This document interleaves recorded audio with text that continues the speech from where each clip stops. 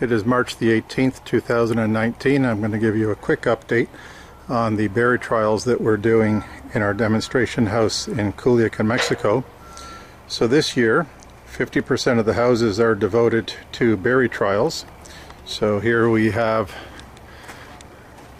blackberries from the company Giddings, and we will be applying the defoliar chemical shortly to trigger the flowering, although we are starting to get some flowering naturally already.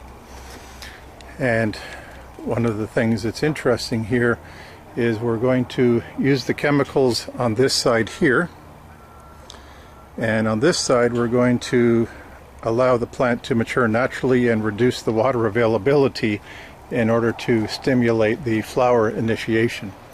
And we can see that there's already some flower initiating beginning.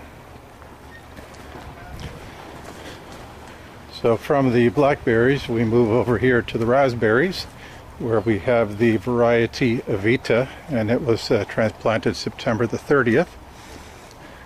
And we just had the supplier here of the genetics, and they were commenting about the good size of fruit and the firmness of the fruit, and the fact that the fruit is developing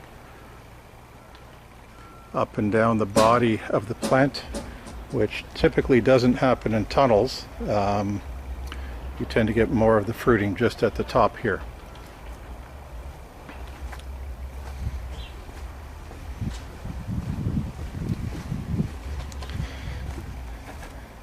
And here we have a blueberry trial.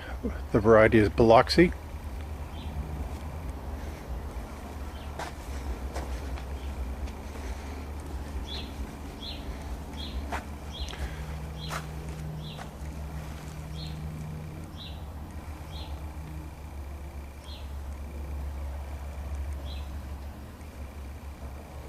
So you can see we're getting some really good fruit sets here, and new flowers are continuing to form.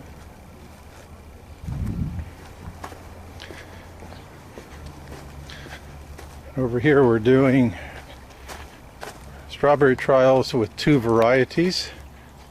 One of them is Albion, and we're doing it both in hydroponics and in the soil to understand how the plant will perform going into the summer heat. Because even though it's only March the 18th right now, if we take a look at the temperatures that we are experiencing, we can see that the inside temperature is 34 Celsius and the outdoor black plate is 36 Celsius with a 34% relative humidity, and that's measured inside.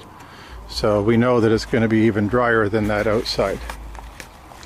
So essentially we're trying to see how we can push the harvest into the hot conditions to allow for production to move to areas where normally it's too difficult to grow in a tunnel, but where the market is looking for fruit during a certain timing. And here we have the vegetable trials this year. So we are doing again a comparison between hydroponics and soil production. And all of the tomato plants are grafted, both in the soil and in the buckets. And we have Roma tomatoes, grape tomatoes, and beefsteak tomatoes. And this is being done under a retractable cooling roof with retractable insect net. And so currently it's 36 degrees outside and 34% humidity. But in July, August, when the summer rains come, the humidity is going to increase. And so we have insect net so that we can retract the insect net at night if we need to lose more humidity. And here we're doing the exact same comparison between hydroponics and soil with colored capsicums And here in the middle we have the mini bells, the colored mini bells, and we're doing half of it in buckets and the other half is in the soil.